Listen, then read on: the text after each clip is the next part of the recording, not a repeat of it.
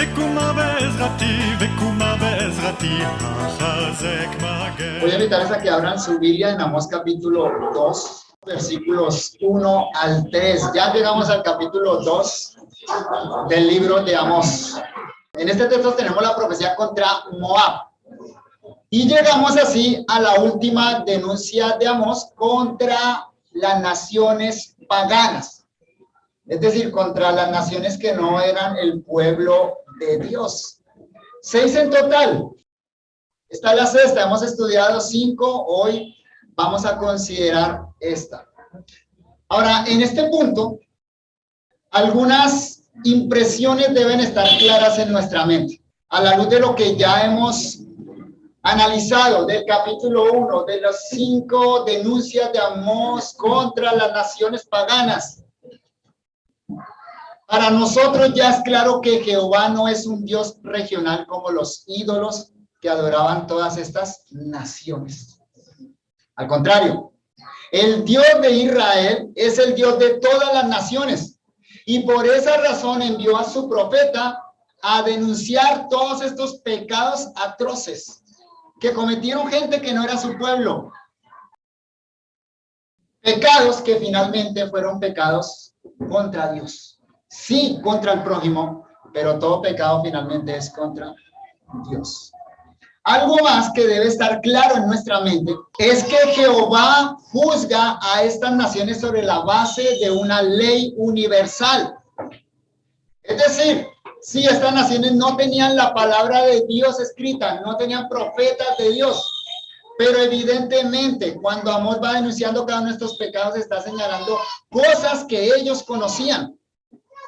Es entonces la santa ley de Dios escrita en el corazón de cada ser humano. Como parte, ya lo dijimos, como parte de la dotación de la imagen y semejanza de Dios impresa en el corazón del hombre. Que aunque caído, no se ha perdido esos rasgos de la ley de Dios en el corazón y la conciencia del ser humano. La conciencia de cada ser humano da testimonio de eso, de esa ley universal sobre la que Dios juzga a todos los hombres. Y aunque estamos afectados por el pecado de Adán y Eva, la caída en pecado, ¿sabe qué grita la conciencia de cada ser humano? Aunque queramos acallarla, grita pecado. Cada vez que transgredimos la ley de Dios. Por lo tanto, este testimonio, estas denuncias de Amós son ineludibles. No pueden escapar a esas denuncias. Son culpables. Lo tercero que debe estar claro en nuestra mente es que todo hombre es culpable frente al juicio de Dios. No hay inocente acá. Recuerden lo que dijimos en la introducción a estas profecías contra las naciones.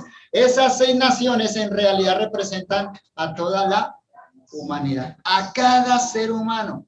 De manera que todas estas naciones, pero también todo ser humano, cada uno de los que estamos acá, merecemos los castigos señalados, pero peor aún, esas naciones, pero todo ser humano, por causa de su pecado, merece el castigo eterno. Y en cuarto lugar, ¿qué hemos aprendido de este recorrido en el capítulo 1? Bueno, que el pecado es transgresión de la ley de Dios, que lleva a actuar al hombre contra Dios y contra el prójimo. Repito, el pecado es la transgresión de la ley de Dios que lleva al hombre a actuar contra Dios y contra el hombre. Y el énfasis de Amós en realidad son los pecados contra el hombre, lo que nosotros conocemos como la segunda tabla de la ley.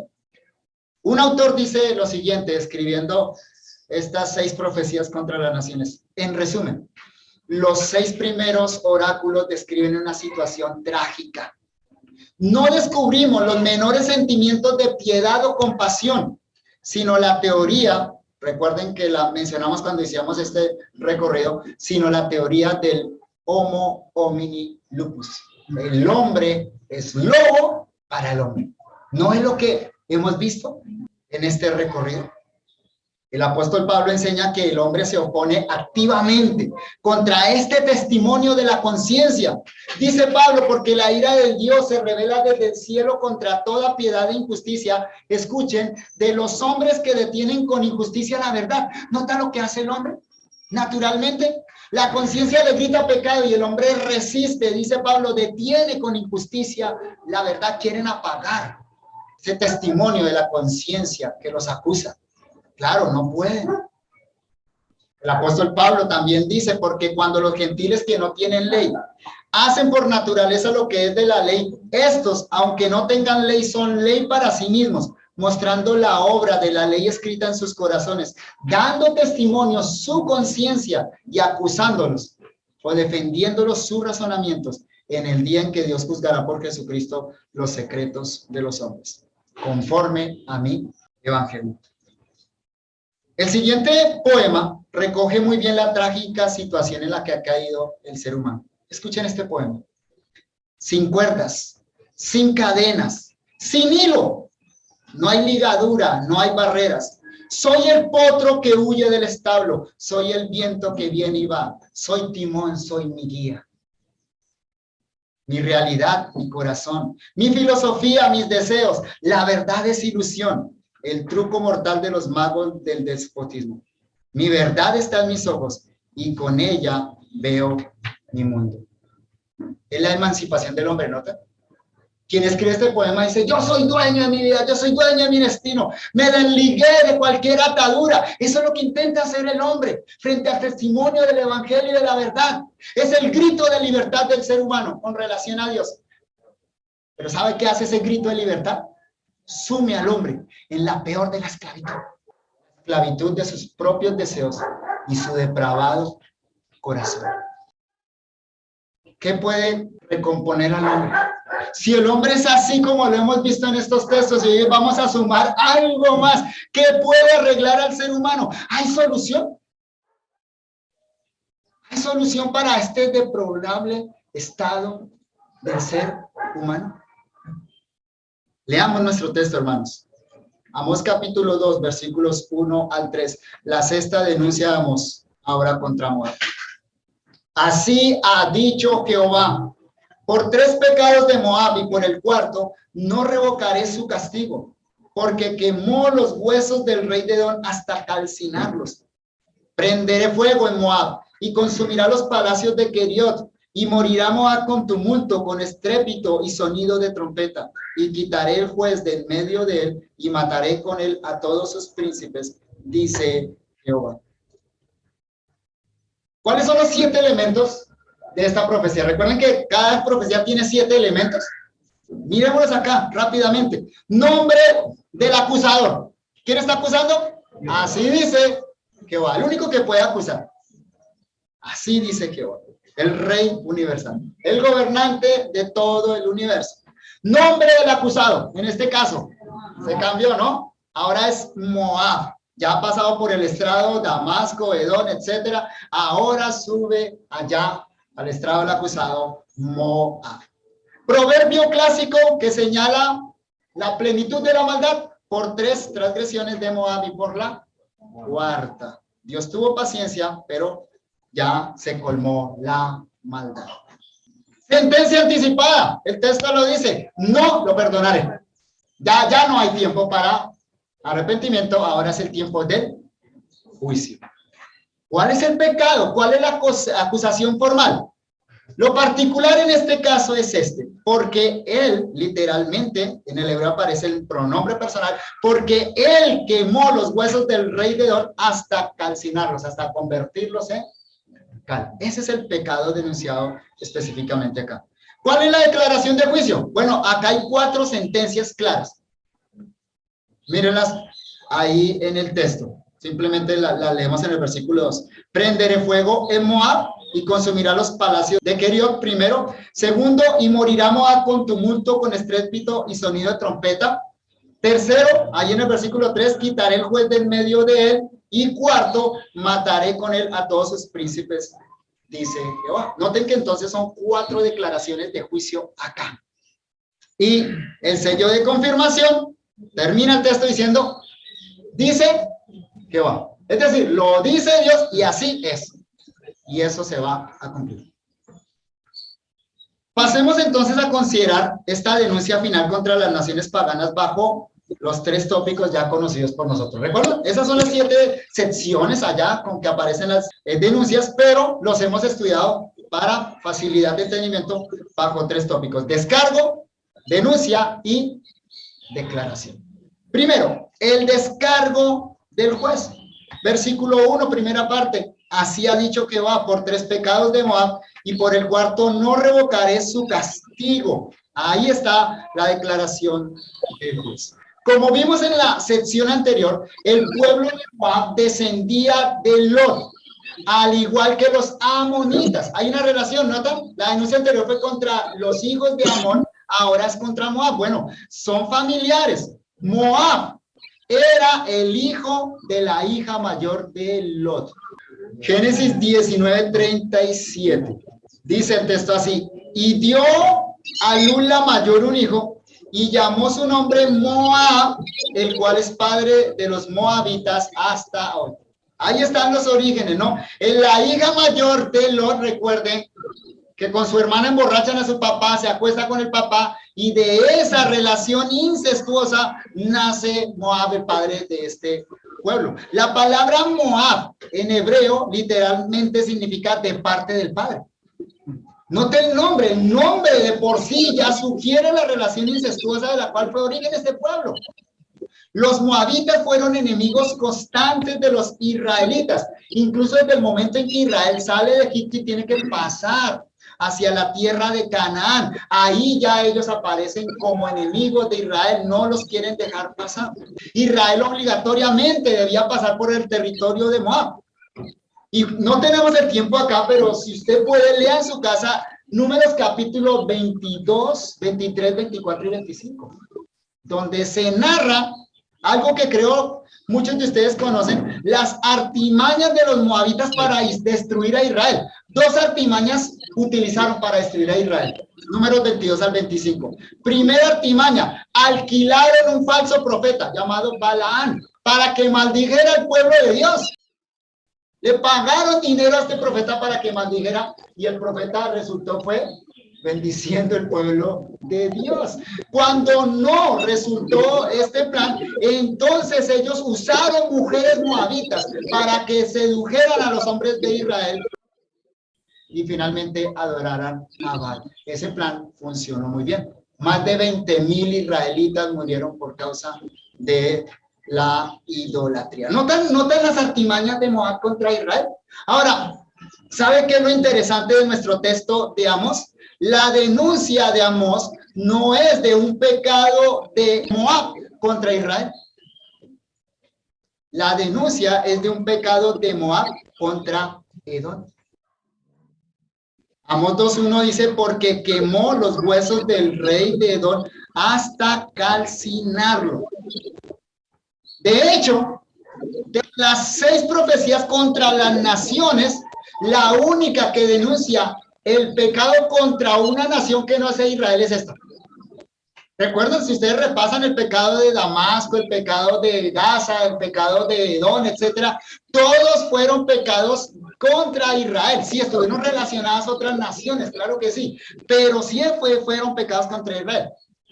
Es decir, si no estuviera esta profecía contra Moab, nosotros pensaríamos que entonces Dios está acusando a estas naciones porque trataron mal a Israel. Sí, en cierta medida, pero particularmente esta profecía nos muestra que Dios está juzgando al hombre por el pecado contra el hombre. Esta es la 6ª, es la última de las denuncias contra la nación. Entonces aquí llegamos al punto cúspide, al punto donde nos quería Amós como profeta de Dios. El territorio de Moab quedaba justo al norte de Edom. Tanto Moab como Edom estaban al lado derecho del río Jordán.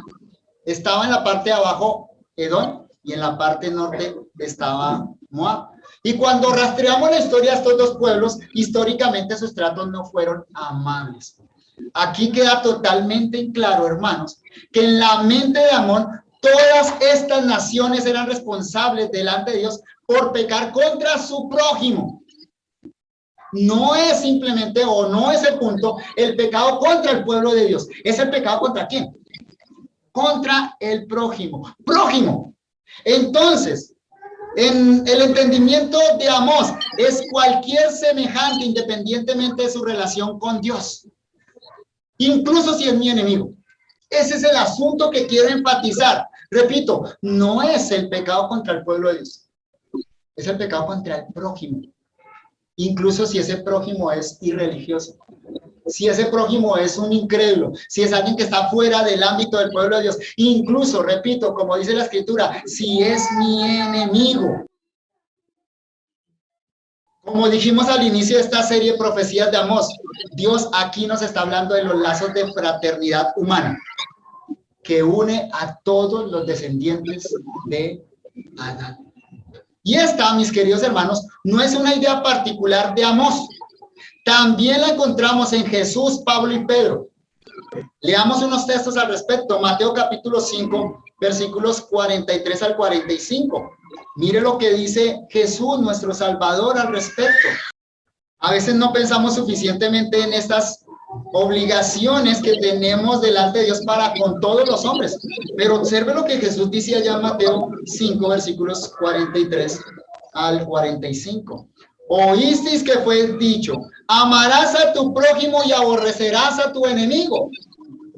Algunos dicen que piensan que eso lo dice el Antiguo Testamento. No, el Antiguo Testamento también decía, ama a tu enemigo. Si el buey de tu enemigo cae en la zanja, ve y rescátalo. Eso es lo que decía el judaísmo en la época.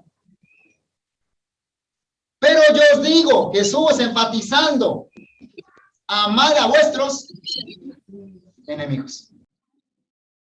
A vuestros enemigos. Bendecid a los que os maldicen. Haced bien a los que os aborrecen. Y orad por los que os ultrajan y os persiguen. ¿Notaron eso, queridos hermanos?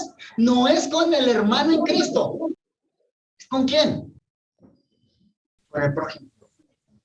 Cualquiera que sea ese prójimo. Incluso notaron los cualificativos acá. Enemigos, los que os maldicen, los que os aborrecen y los que os ultrajan y persiguen. O sea, la gente que uno diría son muy malos.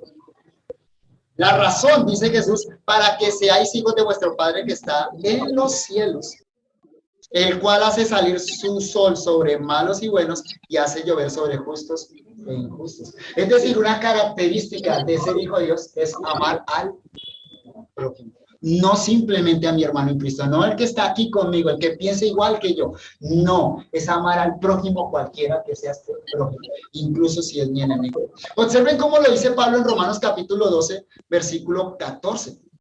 Dice, bendecid a los que os persiguen, bendecid y no maldigáis. Bendecid a los que persiguen, está retomando lo que dijo Jesús. Aclara diciendo, bendecid y no maldigáis, es decir, el creyente es para bendecir con el evangelio, no para maldecir. Mira el versículo 17, ahí mismo en Romanos 12, no paguéis a nadie mal por mal, procurad lo bueno delante de todos los hombres. Subraye eso, todos los hombres. Y versículo 18, si es posible, en cuanto dependa de vosotros, estad en paz con ¿quién? Con todos los hombres. O sea, una característica del creyente es que, como nos enseñaba Carlos esta mañana, hemos recibido la paz de Dios. Y entonces, ¿qué debemos dar? Paz al semejante. El apóstol Pedro está totalmente de acuerdo con esto. Primera de Pedro capítulo 3, versículos 8 y 9.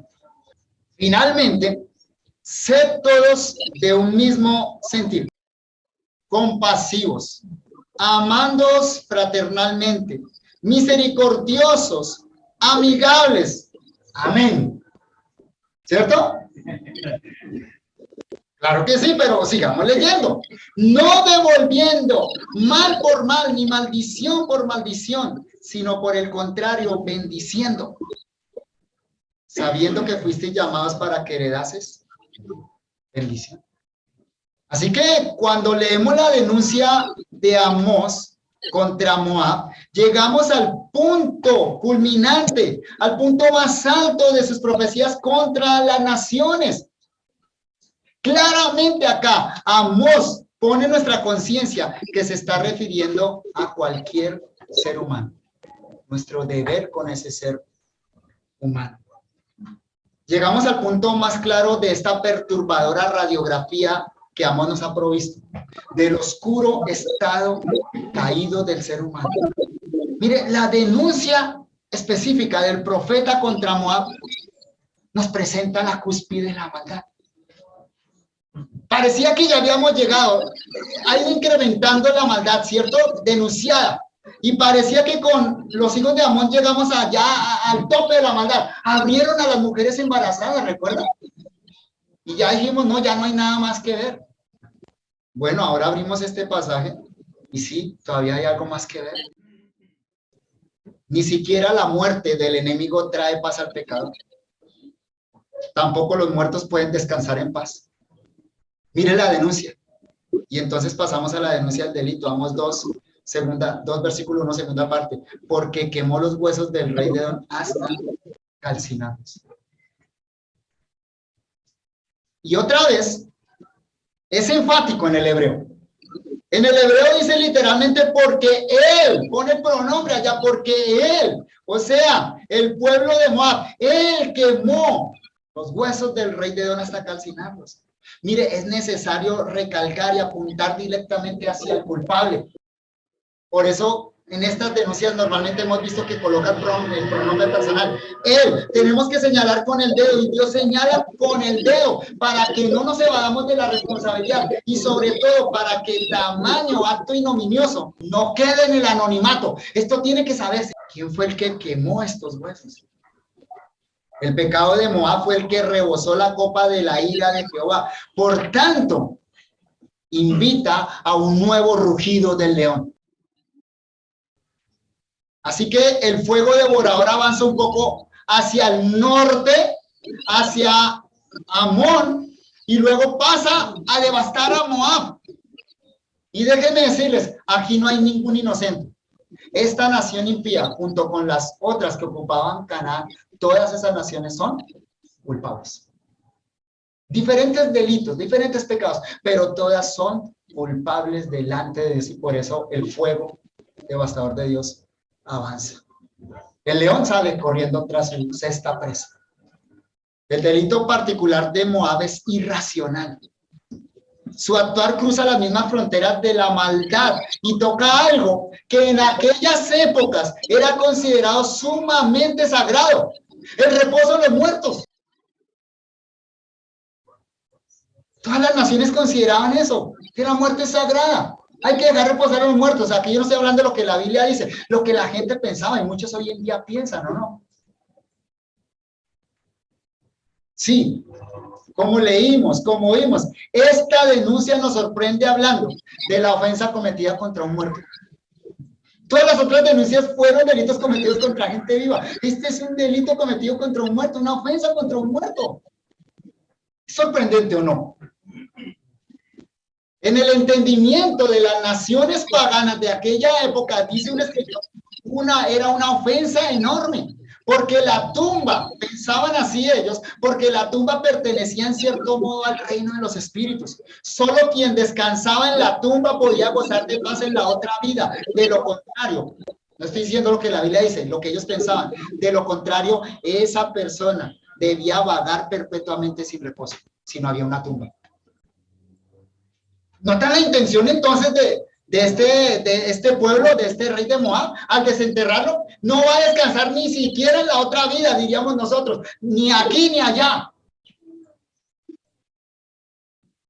Es decir, Moab no iba a dejar descansar a su enemigo ni siquiera en el más allá. Otro comentarista dice, el odio de Moab fue tan violento que ni siquiera la muerte pudo aplacarlo. Eso revela la insaciabilidad de su venganza y lo salvaje de su crimen. Moab no solo quitó la vida del príncipe de Edom, también profanó su cuerpo. En alguna medida, este odio insaciable nos devuelve a la denuncia contra Edom. ¿Recuerdan ustedes? El pecado de Edom, ¿cuál fue? Persiguió a su hermano Israel con espada por causa de una ira milenaria, de un enojo guardado. ¿Recuerdan, hermanos? Aquí estamos en un ámbito igual, parecido. Es un asunto de enojo, de ira guardada. Y como dijimos en esa ocasión, el enojo es un fuego que devora por dentro y nada nos hace. Nada. ¿Notan que ni siquiera la muerte del enemigo es así ese odio? Y Dios nos ha venido hablando de este tema, ¿no? Yo lo mencioné, lo traté cuando hablé de Edom. El tema hace 8 días que Carlos nos habló del perdón. Y hoy volvemos a este texto que vuelve y habla de ese enojo que está guardado, que nada por nada se calma, nada se quita. En el caso de Moab vemos esto más patéticamente porque, repito, ni siquiera la muerte de la persona odiada apagó la sed de venganza. Y eso es claro, ¿no? No vemos a diario asesinatos por venganza, por ira. La gente sigue con esa misma ira. Piensa que si muere su enemigo, entonces muere la ira, muere el enojo. Definitivamente no. Pero en este caso, en el caso de Moab, también vemos el principio de la justa retribución, queridos hermanos. ¿Saben por qué? Porque la ira de Edom contra Israel, ahora la recibe de parte de ¿quién? De Moab. Esto es justa retribución, déjenme decirlo. Porque el que está gobernando todos estos acontecimientos es Jehová, ya que Edom persiguió con saña a su hermano Judá, incluso gozándose cuando Judá era destruida por los babilonios. Ahora, Edom, entre comillas, es la víctima, ya no es victimario. Es víctima de la hazaña insaciable de Moab. Es increíble, es terrible. Leyendo estas 6 denuncias, vemos que están entrelazadas trágicamente. Y yo las leía y yo pensaba, esto es como una historia familiar marcada por el odio, la venganza y la muerte, ¿o no? ¿Lo han visto ustedes? Historias familiares marcadas por eso. El odio, la venganza, la ira, la muerte. Déjenme enfatizar. Aquí todos son víctimas, pero todos son victimarios. He aquí una clara, cruda, pero realista radiografía de la condición caída de la raza maldita de Adán. Y cuando digo maldita, lo que quiero decir es bajo la maldición de Dios, por causa del pecado. Así que no nos equivoquemos, hermanos. Edom no es una víctima inocente de Moab. Ninguno es una víctima inocente acá, pero ninguno de nosotros, usted ni yo, somos víctimas inocentes cuando sufrimos las consecuencias de nuestros propios pecados. ¿Sabe cuál es la máxima, la última consecuencia de nuestros pecados? Y no vamos a ser víctimas cuando la recibamos. Es la muerte eterna. La paga del pecado es muerte. Pablo dice lo siguiente: o menosprecias las riquezas de su benignidad, paciencia y longanimidad, ignorando que su benignidad, la benignidad de Dios, te guía al arrepentimiento, pero por tu dureza y por tu corazón no arrepentido atesoras para ti mismo, escuchen esto, ira para el día de la ira y de la revelación del justo juicio de Dios, el cual pagará a cada uno conforme a sus obras.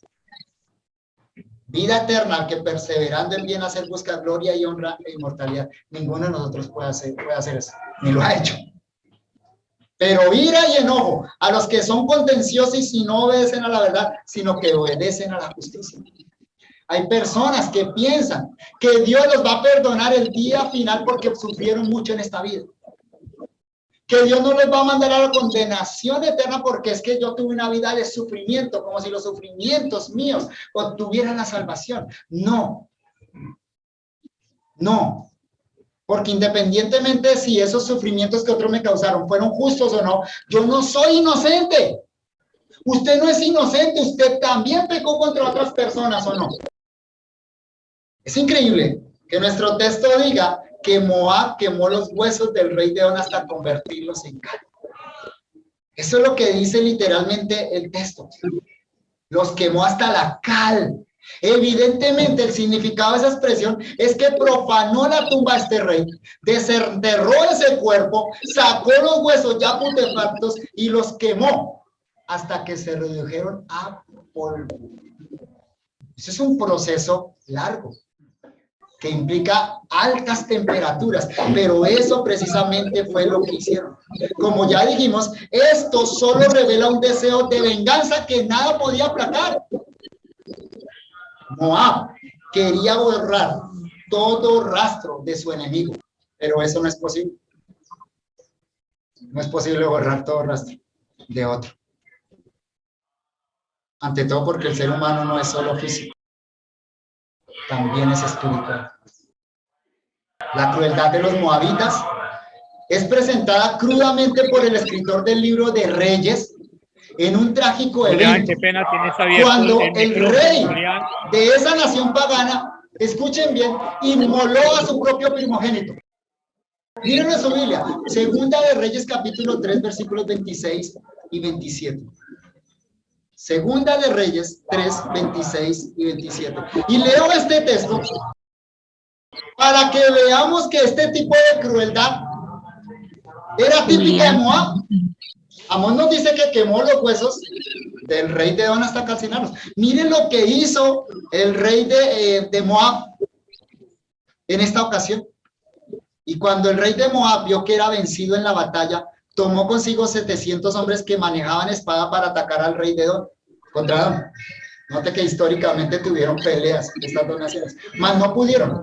Entonces, el rey de Moab arrebató a su primogénito que había de reinar en su lugar y lo sacrificó en holocausto sobre el muro. ¿Sabe lo que es un holocausto? El holocausto era el sacrificio donde se quemaba todo.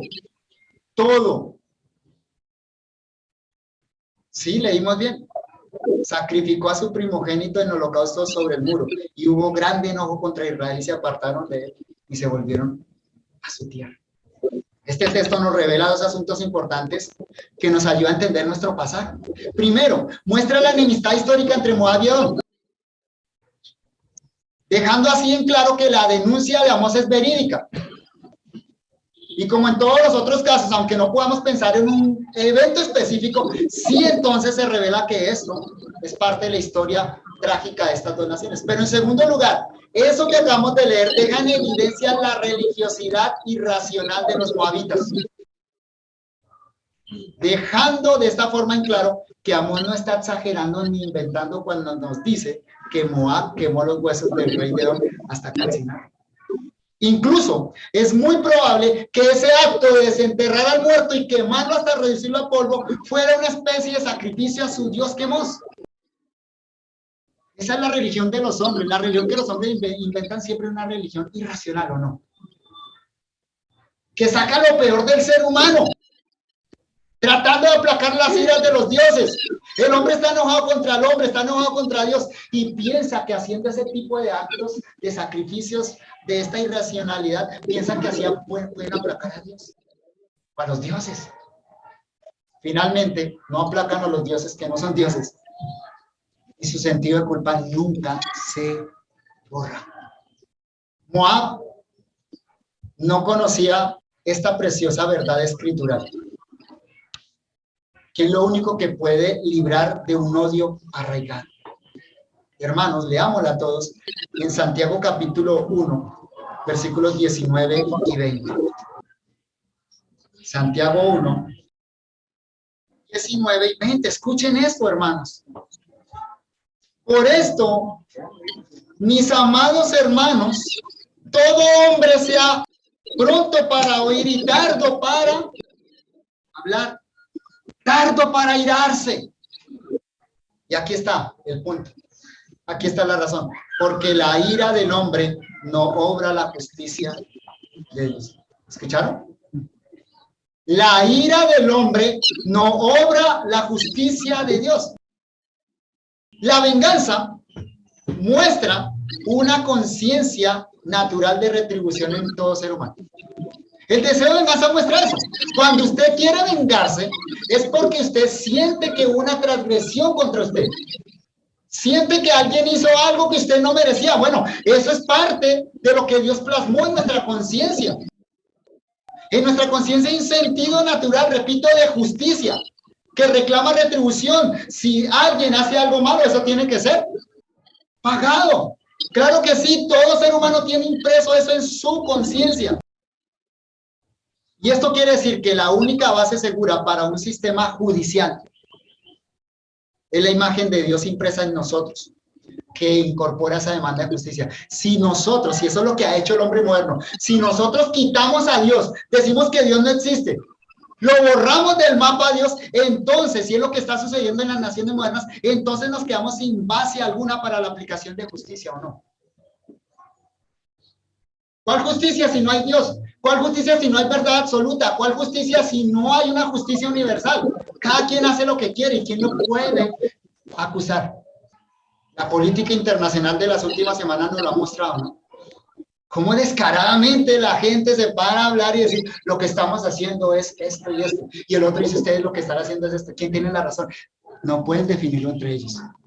Necesitamos a Dios para que haya un sistema de justicia objetivo. Pero por otro lado, de acuerdo a lo que dice Santiago, ese sentido de justicia en nuestra conciencia también nos dice que el único que puede retribuir adecuadamente es Dios. Yo no. La ira del hombre, dice Santiago, no obra la justicia de Dios. Una cosa es que tú tengas razón al haberte sentido agredido y que de acuerdo a la propia justicia que Dios plasmó en tu conciencia digas, eso tiene que ser pagado. Claro que sí, de acuerdo. Tenemos en la Biblia salmos imprecatorios, salmos donde el salmista le dice a Dios, Dios, venga, actúa Dios. Tenemos en el Nuevo Testamento, allá en Apocalipsis, las almas de los decapitados por causa del testimonio de Jesucristo, diciéndole a Dios, ¿hasta cuándo, Señor, no vengarás? Pero no tal punto en uno y otro caso. No toma la justicia por sus manos. Sabe que tiene que haber retribución, pero el único que puede pagar adecuadamente es Dios. Nosotros los seres humanos nunca juzgamos apropiadamente ni castigamos equitativamente. Solo Dios, que conoce los corazones y es justísimo en su naturaleza, ejecuta un juicio correcto, apropiado e imparcial. Él pagará a cada uno conforme a sus obras en el día del juicio final. Nada va a quedar sin ser cobrado, nada. Cuando descansamos en esta verdad maravillosa de la justicia de Dios, que un día dará a cada ser humano lo que corresponde, entonces nuestros corazones hallan paz por las injusticias que han sido cometidas contra nosotros. Es la única manera, queridos hermanos. Tu venganza no te va a dar paz, te va a tribular más. Porque a la ira y el enojo que tienes contra lo que te hicieron, ahora vas a sumar la culpabilidad de haber tomado la justicia por tus propias manos. Pasemos entonces a la declaración de sentencia. Vamos capítulo 2, versículos 2 y 3. Dice nuestro texto, prenderé fuego en Moab y consumirá los palacios de Keriot. Y morirá Moab con tumulto, con estrépito y sonido de trompeta. Y quitaré el juez de en medio de él y mataré con él a todos sus príncipes, dice Jehová. 2 veces aparece mencionado explícitamente el nombre del acusado en esta sentencia irrevocable. En los otros casos no. Solo se mencionó una vez el acusado allá. De hecho, en este pasaje, si usted lo lee completo, versículos 1 al 3, Dios menciona 3 veces explícitamente a Moab. No lo hizo así en las otras denuncias. Eso es un claro indicador de la gravedad del pecado y una evidente justificativa de la severidad del castigo, que en este caso particular recoge 4 sentencias. 4 sentencias, como sucedió solo con Damasco. En los únicos casos donde encontramos 4 sentencias fue en la primera denuncia contra Damasco y ahora en la última denuncia contra Moab. De resto fueron 3 sentencias, 2 sentencias o una sola. Aquí son 4. El fuego devorador Inicialmente, prenderé fuego en Moab. Siempre Dios dijo eso. ¿Recuerdan ese fuego cuál es? Es el fuego de Dios. Es el fuego que devasta de Dios. Es el fuego de Dios que está castigando a los pecadores. Y simplemente ese fuego es un preludio del fuego eterno que consumirá, pero no aniquilará a los enemigos de Dios.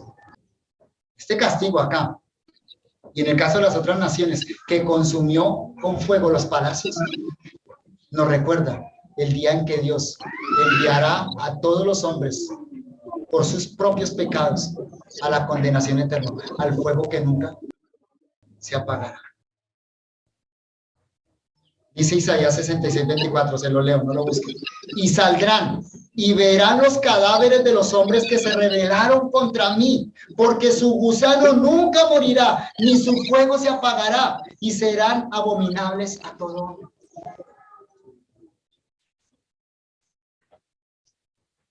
Si Dios es tu enemigo, ¿notas cuál es la consecuencia última? Dice Jesús también, y si tu ojo te fuera ocasión de caer, sácalo. Mejor te es entrar en el reino de Dios con un ojo que teniendo dos ojos, escuche esto, ser echado al infierno, donde el gusano de ellos no muere y el fuego nunca se apaga. Esa es la consecuencia para todos aquellos que son enemigos de Dios y que no han hecho las paces con Dios, como aprendíamos esta mañana. Es el fuego devorador de Dios. El que pecó debe ser castigado, ¿no? Y la consecuencia última del pecado, repito, es el fuego eterno. En el caso de Moab fue fuego que quemó sus palacios, fue guerra. Note lo que sigue diciendo el versículo 2, y morirá Moab con tumulto, con estrépito y sonido de trompeta, guerra que va a arrasar a Moab. Moab hizo la guerra, entonces debe morir en la guerra. Y el versículo 3, y quitaré el juez del medio de él, y mataré con él a todos sus príncipes, dice Jehová. En el caso anterior fue llevarlos al cautiverio. Aquí ya no es llevar al cautiverio, porque aún ahí en el cautiverio aún hay esperanza de vida. Acá es que finalmente van a morir. Los pecados denunciados de estas 6 naciones, finalmente todos son juzgados. Y aquí termina la ronda fatídica del león por Canaán. Ninguna nación ha escapado del rugido devastador del león. 6 víctimas han caído, que en realidad representan a toda la humanidad. Toda la humanidad pecadora. Como el fuego prende en la mies madura y la devora, dice un escritor. También aquí se habla de un fuego que recorre la geografía de los países vecinos, arrasando los palacios de Siria, Filistea, Tiro, Edom, Amón y Moab. Es un diluvio de fuego como el de Sodoma y Gomorra que acabará con las ciudades pecadoras. Después del paso del fuego de Jehová y del león, ¿sabe qué queda? Solo queda ruina, tronos vacíos, poblaciones, camino, destierro. Esa es la paga del pecado. Es la paga para todos aquellos que son enemigos de Dios. Usted y yo, naturalmente, somos enemigos de Dios. Déjeme decirlo de esta manera. A estas naciones les fue bien, porque sus pérdidas fueron materiales. Su muerte fue física. El fuego que destruyó palacios físicos. Fueron a un cautiverio físico. Pero para nosotros, si continuamos en enemistad contra Dios, es el fuego eterno, la ruina eterna, la devastación eterna. Comenzamos con una pregunta: ¿qué puede recomponer al hombre? Si esta es una radiografía del ser humano, que no es diferente a lo que es su corazón y mi corazón, ¿hay solución para el hombre? ¿Hay esperanza para el ser humano? Solo nos queda entonces ahora la lamentación, el lloro, la parálisis, la expectativa de juicio que ha de devorar a los enemigos de Jehová. Nosotros incluidos entre esos enemigos, solo ahí. ¿No hay esperanza, queridos hermanos? Definitivamente no. O sea, sí hay esperanza. Sí hay esperanza. Y el propio libro de Amós nos da un asomo de esperanza en sus últimos versículos, que ya los hemos leído una vez, pero considerémoslos de nuevo. Amós capítulo 9, versículos 11 al 12, y cerramos acá. Amós 9, 11 y 12. Escuche esto. Cuando vimos la introducción a Amós, les dije que estos son los únicos versículos de esperanza en Amós. Los únicos, pero qué bueno que termina así. Miren lo que dice: en aquel día yo, es que voy hablando acá, levantaré el tabernáculo caído de David y cerraré sus portillos y levantaré sus ruinas y lo edificaré como en el tiempo pasado. O sea, Dios puede restaurar esa ruina, ¿no? Dios puede volver a hacer de nuevo al ser humano, reconstruirlo, para que aquellos sobre los cuales es invocado mi nombre posean el resto de don. Y todas las naciones, dice Jehová, que hace esto. Notan que es una restauración no solo del tabernáculo caído de David, sino una restauración que alcanza a todas las otras naciones, a Edom incluido. Jacobo interpreta eso, que dice acá Amós en Hechos capítulo 15, 16 y 17, diciendo que Dios en Cristo está restaurando la humanidad.